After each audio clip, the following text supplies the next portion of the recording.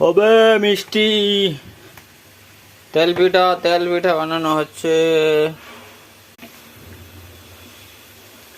দেখছেন বন্ধুরা তেলের পিঠা কিভাবে বানাচ্ছে, অনেক মজার একটা আইটেম, অনেক সুস্বাদু।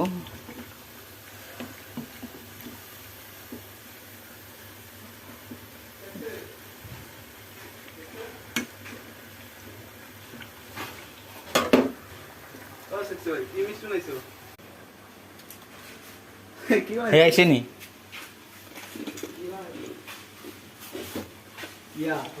বাংলাদেশের ওই যে গুলগুলি আছে, আমরা দিয়ে গুলগুলি আর দুজন আসতো ডাকদনি কেডা আছে ডাকদা দিলাম, আরো 2 জন আছে, আরো 10 জন আসতেছে, সবাই খাওয়ামো আজকে, অনেক স্বাদ।